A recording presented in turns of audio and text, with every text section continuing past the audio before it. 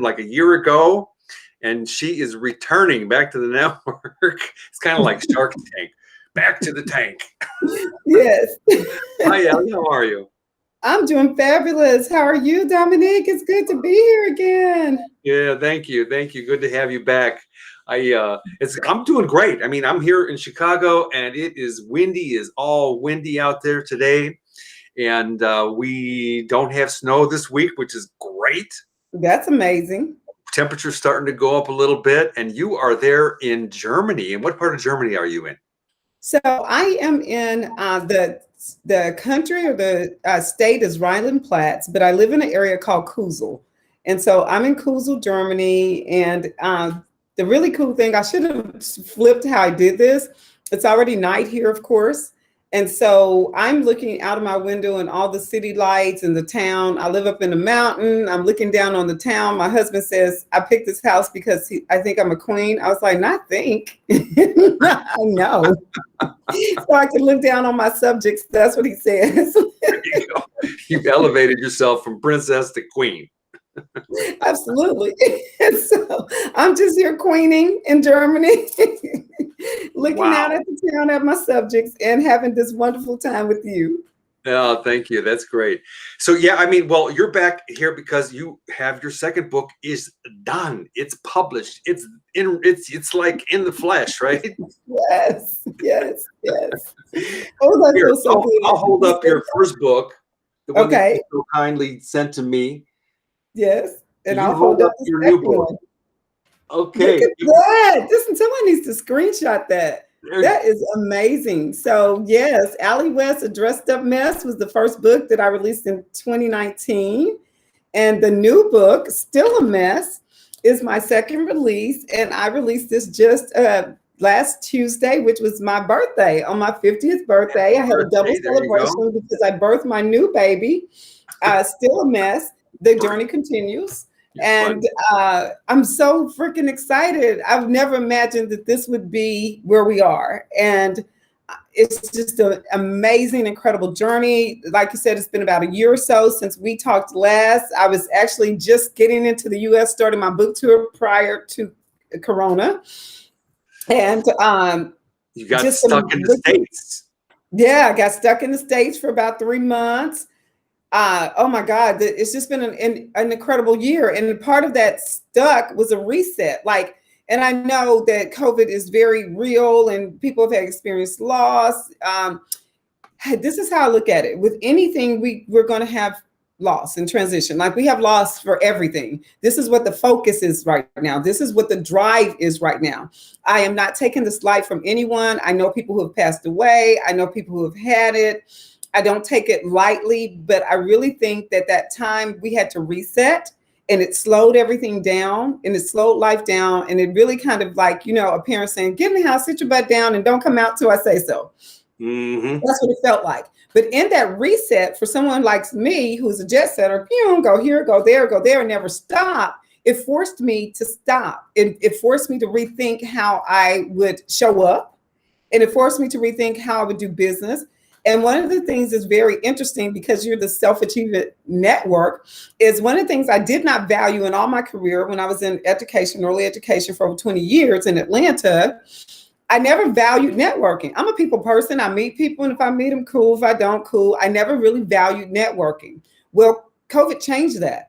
Mm-hmm. I had to start going into groups. I had to find where the authors were, find where the readers were,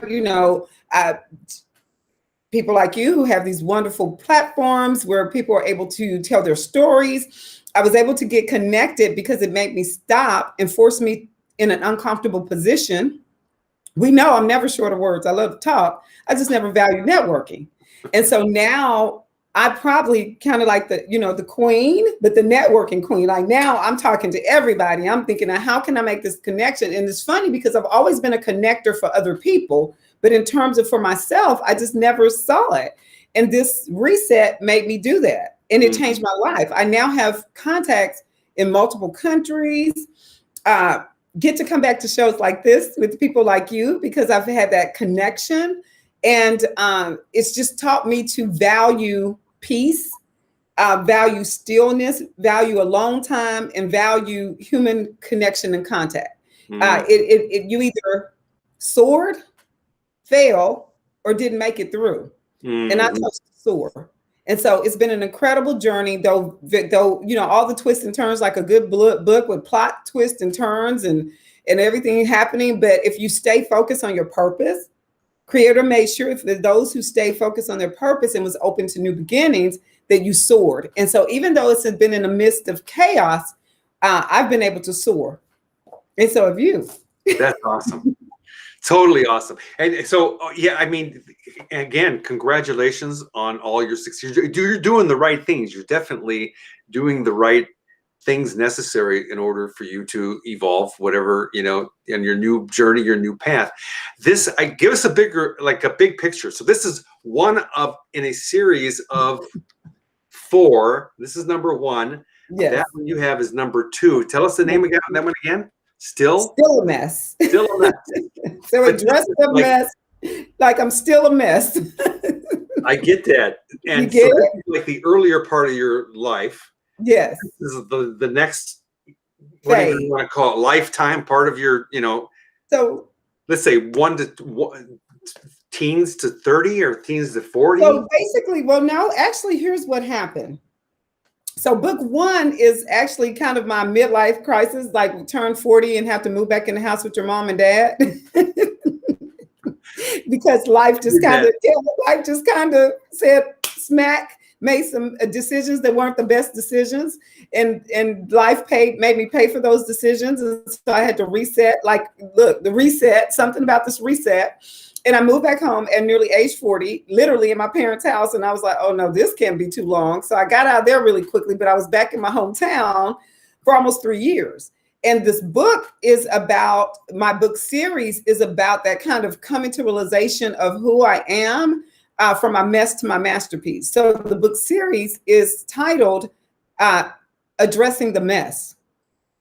So you have book 1, which you have, is a dressed up mess. It's like the discovery that I was a mess. Like, how freaking crazy was that? I thought I had it all together, right? I had job and titles and cars and all this, you know, degrees. And then I was a hot mess, an internal hot mess. So I had to go home and reset. Yeah, I know you were a hot mess because it's all written in here. Yes. I mean, this is like so raw. A couple times I flipped the page, I was like, whoa, my face turned red. I can make you blush.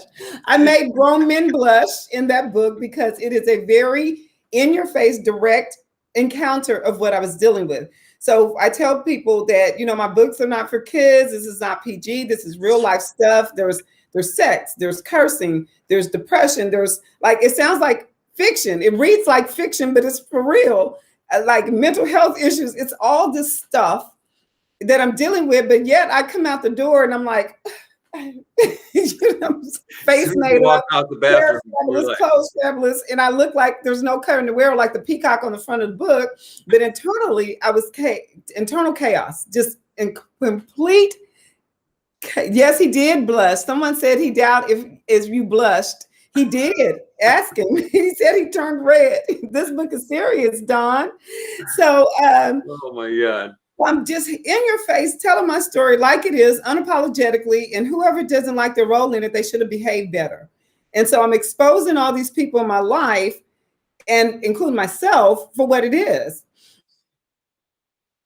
And so then as I was healing in that process, I started out journaling, turned to a book. So I was just journaling, and then it would get to spaces where it'd be too hard to write. So I'd throw the book or slam the computer down, curse it out, cry, or go into my closet and roll around in fetal position, rocking back and forth like, God, you hate me. Why? You know? And then I had to come back out 6 months later or a year later, write some more. So it took 7 years. And it finally took, at the time I was working with this book coach, to say, you can write another book. You don't have to put your whole life in one. I'm like, but I got so much to say. Reality check. So that one. Something, when crazy rains. When crazy rains. Yes. There's another one in here that I like. Disco Dan. Oh yes. Disco Dan. Escape plan. Gotta go. Sometimes Time to go. Got to get it's out of this good one. to have a good escape plan, guys. Sometimes you Yep. need to get the hell up out of there. Roadblocks. This is amazing. This is so cool. I was waiting for, looking for in front. You don't list them up here. List All in what? one. List the chapter titles all on one page, but that's fine. Oh, it's not? Are you sure? It's a table of contents. Hold on.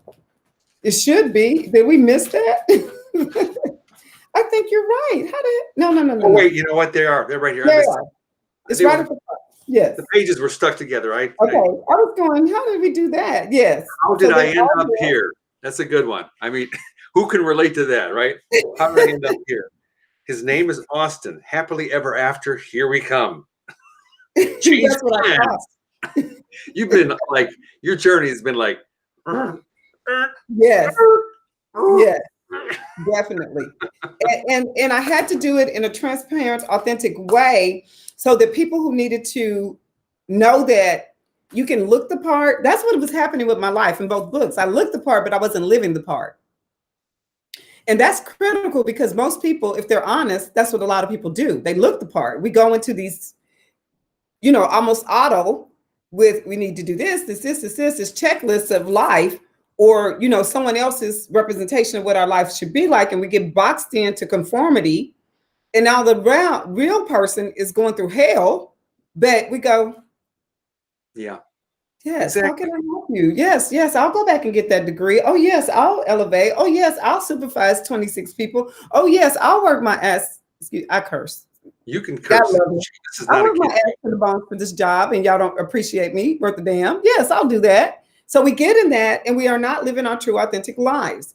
And so my journey was to help people live their true, authentic life. It's time out for that nonsense. It's time out for living for someone else or living this facade when we're killing ourselves or hurting in the inside. Mm. And so we can't do that anymore.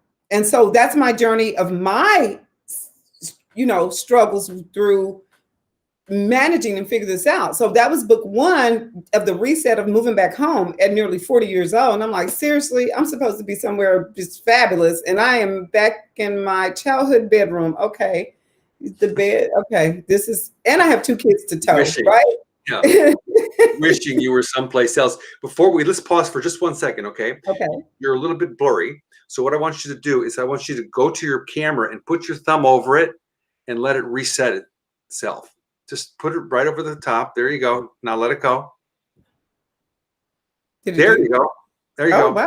Because what happens when you lean forward, it does an autofocus kind of thing. And sometimes it doesn't come back right. I just learned that like 2 days ago. So I'm thank you for sharing that knowledge. That's what it's all about, sharing knowledge and helping people elevate. There you go. When you see that, it's the thumb trick.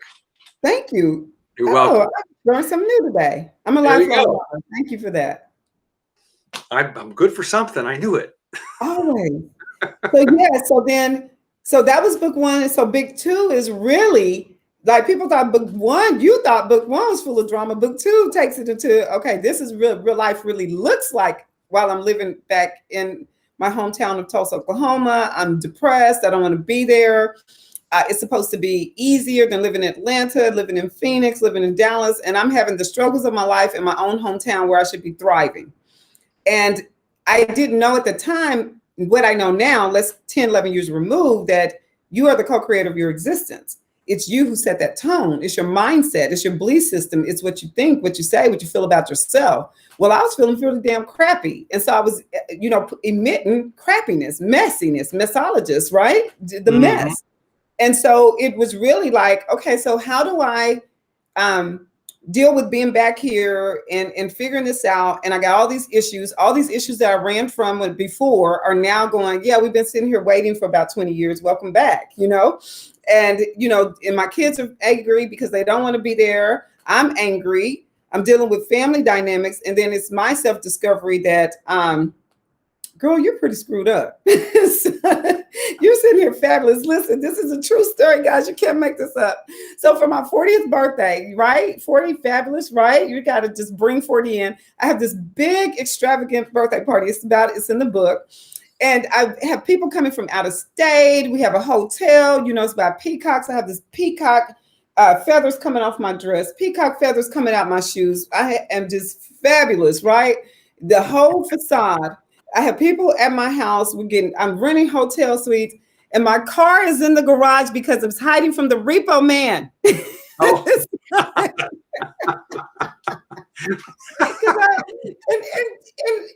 the midst of that, it doesn't even occur to me like, girl, your priorities are completely screwed up. But it was about the fabulous 40, not taking that money and going, pay your car note, even though, it's a lot of drama going on. But I'm going, no, I am going to step into fabulous 40 because I'm a dressed up mess, right? I'm still a mess because I dress it up. I hide all of the insecurities, all of the chaos, all of the foolishness, because I come out, hair done, makeup done, dressed to the nines. Like I said, so over the top. So it's that extravagant, well-spoken and all this stuff. So it looks like I don't have a care in the world, but in the inside, I'm empty. My life is chaotic. I'm a hot, complete mess. And I don't even know it to the core. And then I have the realization of the real, like, girl, you are a dressed up mess. You're still a mess. And listen, it's called spiritual interruption. I have a spiritual interruption. So you like my chapter titles, right? Yeah. So I have this spiritual interruption to let me know you're kind of screwed up. and you might want to do something about it. And I'm like, you fear the repo man. Yes. This song, you ever heard of this song? In the world. And people, if they're honest, some people, I'm not the only person in the world that has had a car repossessed, right? It's a whole business. But people aren't going to be honest enough. And so what's the difference with my books is that I'm honest. I'm honest enough to say, yeah, I was pretty screwed up and I looked like I had it together and I had all this stuff, I'm getting ready to graduate with my master's degree and, the repo, the car. He was really nice though. He actually called me and let me take my car to meet him so I wouldn't be embarrassed by my neighbors, that I could go drop the car off. Now, what repossession does that? Like, God still looks after his fools, right? I was being a total fool. And he still showed me grace and mercy to allow the repo person to meet me. Like, go drop the car off. I don't want your neighbors to know. You seem like a really nice lady. Like, you can't make this stuff up. Go drop the car off. I'll pick it up. I'll let you know when I pick it up. And then, you have a nice life and I wish all the best for you. What repo person does that? That's my story. I have the craziest experiences that sound like fiction, that's real. And then and guess what happens? In the midst of that, I'm still like, well, I want to go shopping. Mental health issues. You're screwed up. Addiction like a mother, right? Because I'm addicted to shopping and sex. So I want to go shopping. I want to have sex. I can't worry about the car right now. So yeah, this is that real life crazy ass journey of me still being a mess. And then finally, the next book in the series that's not out yet, it's upcoming and it's on the back of this one. It tells you the upcoming books. Y'all see me? It tells you the upcoming books. And even though you can see, it says coming soon, undress the mess. And that's me really coming to the space where it's like, okay, it's not everybody else. It's you, me having to look in the mirror and face my ugly truths and go, it's not my mother. It's not Austin. It's not, jobs. It's me. It's not disco dance. At that point in life. Only very few of us ever get to that point in life where we're really going. I asked the craziest question on earth. I said to Creator, show me who I am at the seat of my soul. That's a deep, loaded question.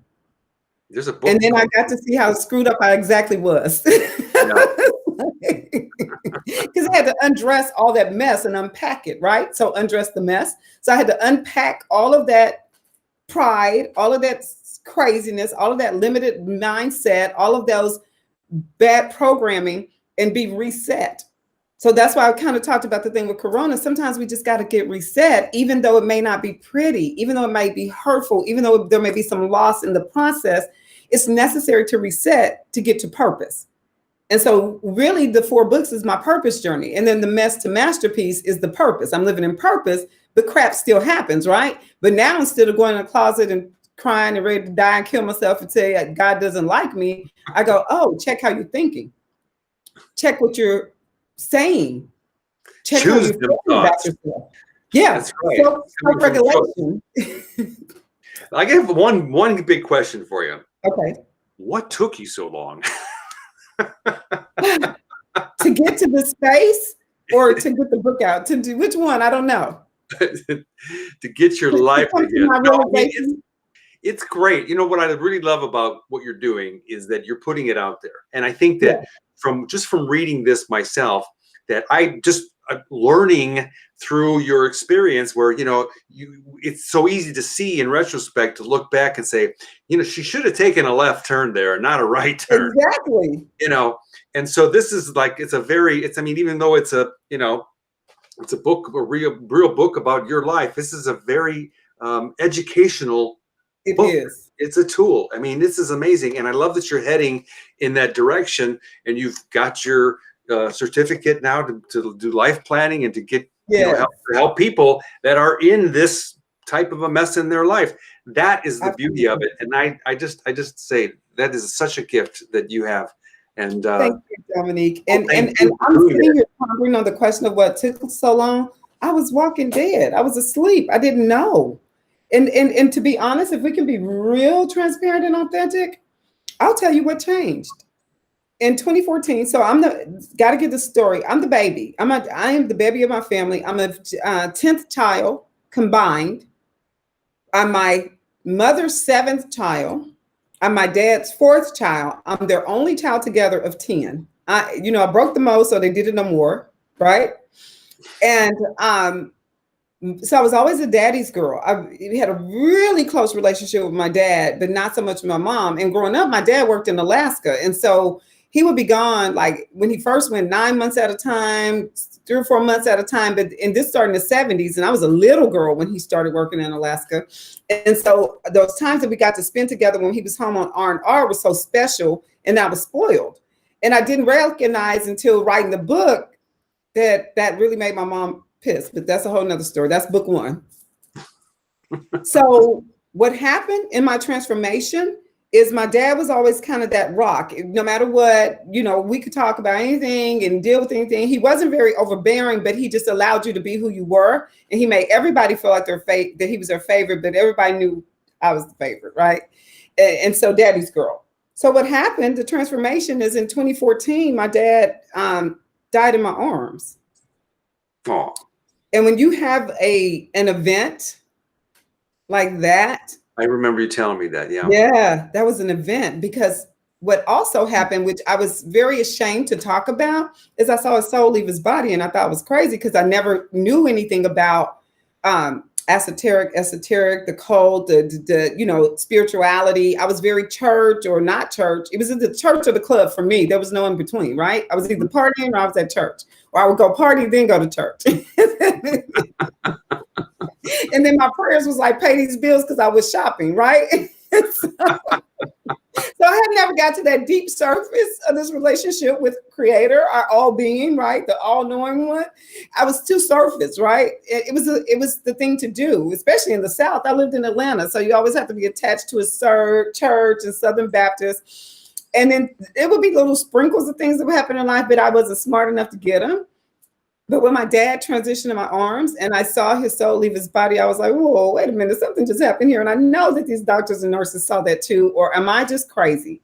And so honestly, I thought I was crazy because I didn't know where to go for the answers. I had not been exposed to that life. And I only told one person at that time, and that was my daughter.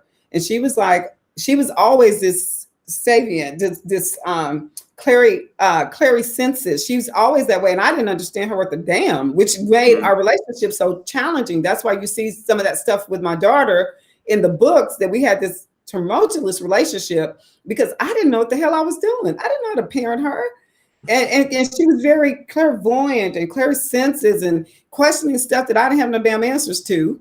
And so it was I loved her and I see all this potential, but I could not comprehend her because she was so already out there, like light years ahead of everybody. And I'm like, who in the world is this child? And she would call me on my shit on a regular basis. And I didn't like that. Right.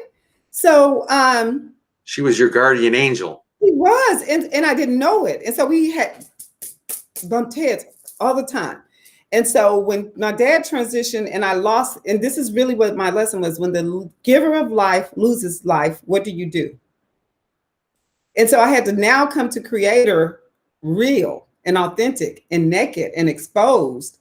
And instead of, all the fanfare, I was in the bottom of my closet crying and going, why'd you kill my daddy? Why'd you take my daddy? And I was, 43 years old, 44, 43 when he passed, 44, 45. When you say why it takes so long, this is midlife crisis for real, because I don't have my dad to turn to. And if I don't have him to turn to, I'm pissed. And then I go, why don't you just kill me? That's how I lost 20 pounds in like 3 weeks. I wouldn't eat. I was just going through the motions. Very auto. I could get to work. I don't even know what happened at work that day because I was checked out. And I come home and I would go in my room and I shut the door. So my daughter had to they were older, but she had to parent because I couldn't show up for myself or anyone else, but I would go through the motions. And so finally, one time I actually asked, I said, if you're not going to kill me, this is real. This is very adult shit. Then show me who I am at the seat of my soul, because I don't know who I am. And that question changed the whole course of my life. Mm-hmm. I was exposed like nothing else, like all this stuff, like the walls came down, the veils were lifted, all kinds of stuff. I started studying. I've been studying for 7 years, almost. It'll be 7 years this year of my dad transition. What is really the meaning of life? What is my purpose? I started going on this spiritual enlightenment, this journey. It pulled me out of the church. And when you lose friends, you lose in growth, there's loss. But when I tell you, I'm not attached to stuff like I used to be, like the clothes, like I still love clothes. I still shop, I still do that stuff, but I'm not attached to it. Mm-hmm. I'm not attached to anything. When I moved here, I literally gave my car away. I gave all the contents of my house away. I walked away from a job making about 80 grand a year. And I gave everything away to start over, almost 5,000 miles away from home, to a man I'd known maybe a year. And he's quite older than me. So you talk about change and transition, because creator put me in the top rank at my job and position. I was in early education for over 20 years. I started working for an organization called 0 to 3. I am at the top. I work from home majority of the time. I'm a consultant, so to speak, to Head Start programs. I talk to only the region head. I'm over 8 states. I'm flying all over the place. I'm living life. And then God was like, but I thought you wanted to get married. Let's see. You want to be married, or do you want to have this job and all these titles and all this stuff? And I'm going, really, God, you still screwing with me? What is wrong with you? And I chose love, right? And then it took my life on a whole nother path, but it allowed me to write my books, finally get them done. It allowed me to be here having this conversation with you. It allows me to look out this window over the subjects, right? Mm-hmm. I'm so serious, guys. I think I'm a queen. I knew I was in the former life. No one can tell me different. But it allowed me to get to my authenticity. It allowed me to be who I am and be unapologetic. It allows me to tell my story, all the ugly parts, with no shame. I don't care who judges. I don't care. Whoever's going to need the story is going to get it, and they're going to get it raw. So they're going to see this little Black African-American chocolate-ass woman rise. Because in America, let's be real, that's not particularly what they like. I didn't come with the right paint job. I didn't come, even in my own race, I didn't come with the shade of the paint job. I have this under here. I've cut all the braids out. I got rid of the blonde. I have, my hair is short now. I'm wearing my natural curly hair and I'm loving it. We're in a love affair because society and life kept saying, no, it's not good enough. You have a broad nose. You're all these things is wrong. This is the messaging. You need to do this, do that, do this. The only thing I didn't have was surgery. But to be honest with you, I thought about rhinoplasty plenty of times. But now I'm like, take this big ass wide nose, take this big broad shoulders, take this black ass skin and in your face and love it or leave it. I don't give a damn. I'm going to be me. And that's my journey from mess to masterpiece. Anybody don't like the screen, I don't care who that is. I root for me. And that's the key to life. You root for yourself. You don't need anybody else to root for you. If you root for yourself, creator will bring the people in your path to root for you. You have to check how you think. You have to check what you say, and you have to check how you feel about yourself. Nothing else matters. And that's my journey. And that's now I'm a life coach. I'm a confidence coach. I teach people to get unstuck. You don't have to be a damn train wreck like me, right? But if there's some place in your life that's unfulfilled and you're not sure how to handle that, then I help you get unstuck by these 3 simple principles. And I can back it with the greats.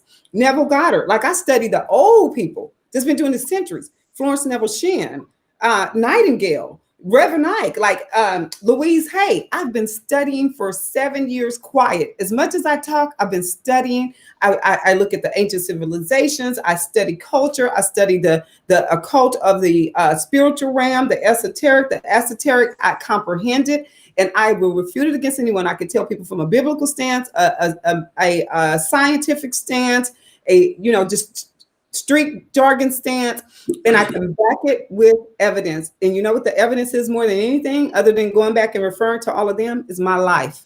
That's right. The transformation of my life. People are like, yeah, of course. And I think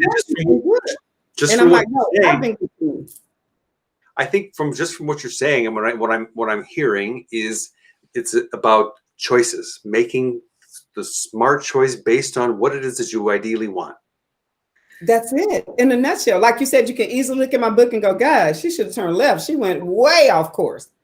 Now I know. Problem with going off course, you always got to come back and do U-turn. So it doesn't mean when you get to your masterpiece, because now I'm living in my masterpiece and I'm unapologetic, I'm unfiltered. People who curse, they don't have intelligence. I'm smart like a mug, right? I have several degrees. I have common sense. I have knowledge. I'm a studier. I talk so damn much. It was on all of my report cards. Refrain from unnecessary talking usually does not.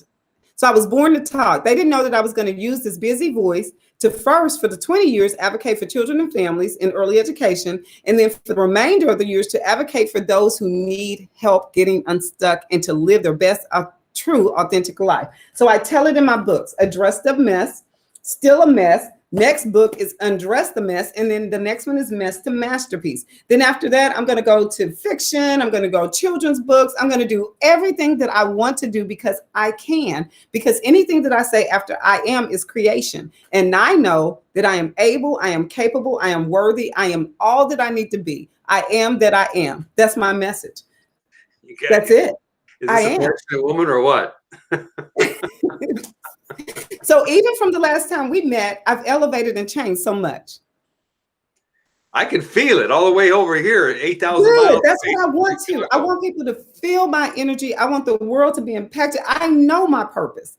So when I asked that question, show me who I am at the seat of the soul, Creator had to unpack all this junk and show me you are perfect just as you are, regardless of who says it or not. You got to get rid of all that insecurity. You got to get rid of not good enough. You got to get rid of lack mentality. So I'm speaking to someone's soul right now, and I can feel it. I can feel it in the atmosphere. Someone's life is being changed right now in this moment because you gave the opportunity for me to come here and spread this knowledge. So I'm so grateful for you for having this platform for people to share their stories and show them why they're behind the passion. Well, I'm behind the passion. I'm on top of the passion. I'm under the passion. I'm around the passion. I'm very passionate about my journey, and I'm breaking mental chains. I'm breaking those binds that have held people down. I'm breaking those emotional barriers because my purpose is to heal people through my words in books, to heal people through my coaching, to heal people through my training. And just by being in my presence, your life will be enlightened because I am that I am. And that's my story. The end. The end. Look, the end. Need I say more? So, oh, that's great. That's where we are. I'm sitting here listening to you, right? And I know, we all are listening to you. I have a conversation going on in my head, right? And the cool part was like when I'm listening to you with your energy and your words and everything like that, I can't hear myself think. This is great because I always need to have that recharge going on. I always tell people the reason I like loud music is so I can't hear myself think. And so I just did that for you, right? You did that for me. That was great. That is hilarious. And that's really it. In everything, I have to be true to me. And that has been a fight a lot of the times, especially when you're a giver and you give so much to other people. Somebody needs to hear this.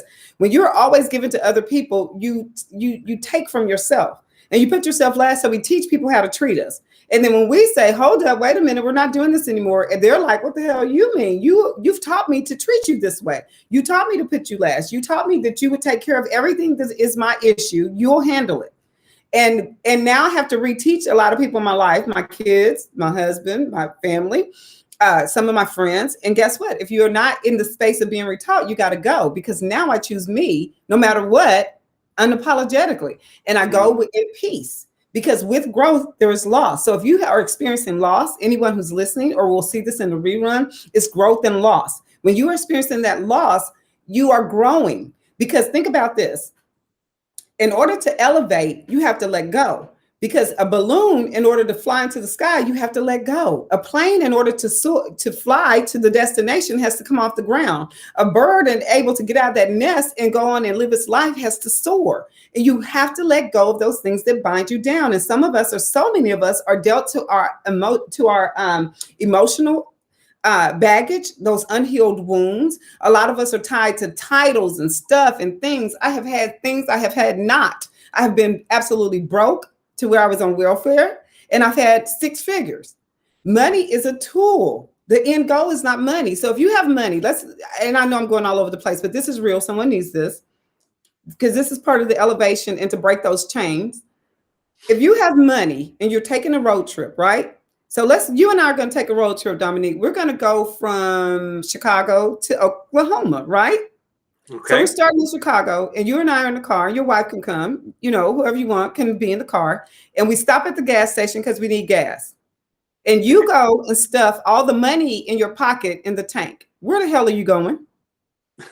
Nowhere. You're going to be sitting your ass at the gas tank, because the car does not need money. The car needs gas. It's an exchange. So you go and give the cashier the money so that you can get the gas to take your butt on down the road. When we start learning that money is the tool and not the say all and end all, everything around you is money. Those peacocks are money. See my baby in the back? You can't see the other one to the side, but I have another baby over here. They're 6 feet. They're so over. One of these days, I'm going to do an interview where they're out and they show their wings are just spread. There's jewels all over the wings. My books, guys, are symbolic. The peacocks on the front. And I'll tell you about that quickly. And the peacock dress on this lady, as we hold these up. I love peacocks. Peacocks are symbolic. The male peacock is the beautiful one. And I'll come back to that in just a minute. But the point is about money and how we view life. Everything around us is money. Your chair, your house, everything is money. So stop thinking money is this little green piece of paper that you need. Because if you are hungry and you eat $1, your ass gonna still be hungry and probably sick. So it's just a tool. Use it as the tool it is. I just broke some chains on somebody and I feel it. And so everything is a tool. Use the tools accordingly. You are the most important person in the whole entire world, and you should be that to you. Nobody else. Nobody else comes before you. Not your mom, your dad, your sisters, your brothers, your wife, your husband, your kids, your job. You should be first, because when you put yourself first and you treat yourself well, you teach everybody else how to treat you well, because they know that the energy that you vibrate on is not going to accept mediocre. And so that's who I am. I am Allie West, the messologist, not to be confused with a psychologist. If you need that, go there. But the messologist gets into the mess. It gets into the thick of things, and it gets you unstuck. You may not use mess. I use mess because it's a play on words for me. I was a dressed up mess. I was still a mess. I had to undress the mess, and I went from a mess to my masterpiece. I coined myself the messologist, and as someone who turns messes into masterpieces, because I learned to master peace.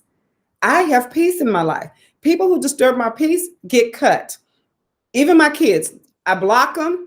I don't answer the phone, and I have them. And they mean a lot to me. If my husband disturbs my peace, he gets cut. I haven't cut him with a knife, but you got to get cut, because my peace is more important. Because when I'm at peace, I'm creative. When I'm at peace, I'm love. When I'm at peace, I am that I am. So if you provide a space for me for peace, and I provide that for myself, we all soar. If you disrupt that peace, you get cut. And that's just life. That's my elevation. I was a dressed up mess. I was still a mess. I had to undress the mess. Now I walk in my masterpiece. Mess still comes, but now I know how to navigate. Instead, remember you said there's points in my book when you said clearly she should have turned left. Well, now I know how to turn left. I know how to do a U-turn. I know how to pop a wheelie, spin on 2 wheels, and come back fabulous, and be so kind and just cut to your soul so that your soul knows that you are greatness. Okay. Last word. What do you want to say to the people that are going to listen to this, or the people that are listening to now? What's your final words about your book and your whole journey? Boom. Okay. It's okay to be a mess. It's not okay to stay a mess. In 2021, we're breaking these chains of the messy, the chaos, the stuck. It is your time to elevate, because this is a year of elevation and exponential growth. Anything that you say after the word I am is a creation. So make sure that your I am statements are positive statements, because I am that I am, and it creates the life for you. Check how you think, check what you say, and check how you feel about yourself, and buy my books. And you can also contact me for coaching. My website is alliewest.com, and we'll get that in the comments or something somewhere. My books can be found at alliewest.com. They can also be found on Amazon. I am currently in the process of accepting coaching clients. So I have Calendly now, but we're getting ready to integrate it to my website. So you can just go on my website and schedule a free 15-minute consultation. And, just go be great. Go be great. Go be great. Let the world see who you truly and authentically are. Live unapologetically and be great. That's it. Be It's all about great. That's your assignment. Be great. You have a new fan, Hey, Angela. Angela, thank you, love.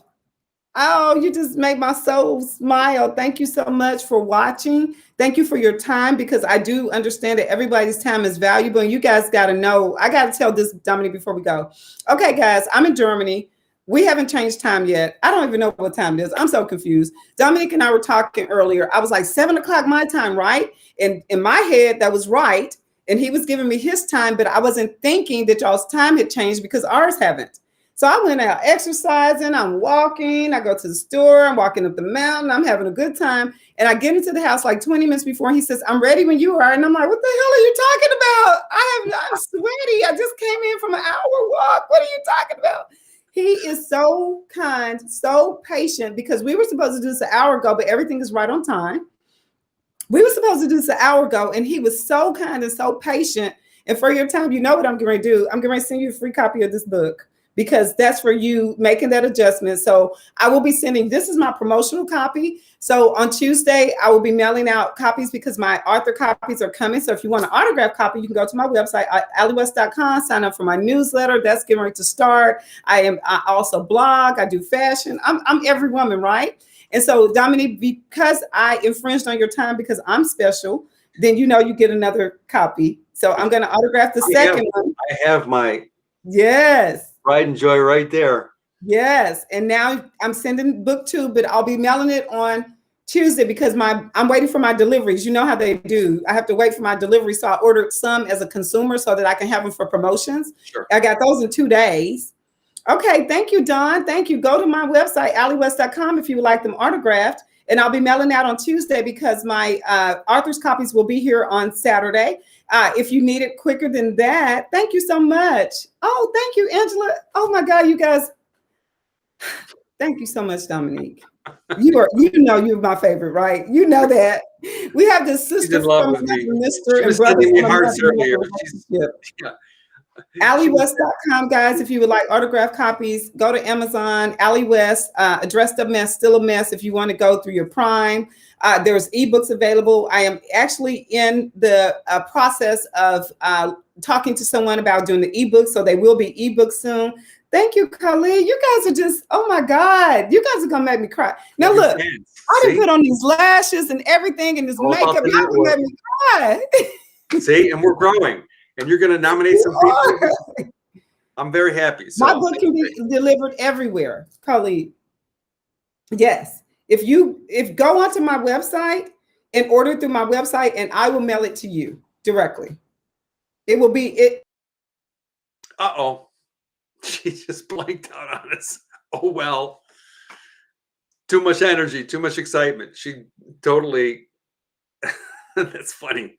Well, anyway, she'll be back in a minute. I'm sure she's freaking out, but such great energy for her, isn't it? I mean, from her. Amazing, amazing, amazing. Allie West, yeah, she and I met a little while ago online, and she was the person behind the passion, and she was a little more low key a little over a year ago, but now she's been making progress, right? And so she's had her first book out. That was like a big jump in level of energy. Now her second book. So she's going to like do a series of 4. So let's all wish her lots of, with lots of luck and love. And yeah, so definitely, Angela, she definitely has the energy. So, okay. Well, listen, I will hang this up. We are at 45 minutes. Thank you all for joining. Please share it out to wherever anybody that you know that may need her book, her services. Please do that. And we will see you guys soon. Love you all. Take care. Have a fabulous, fabulous day, evening, morning, wherever you're at.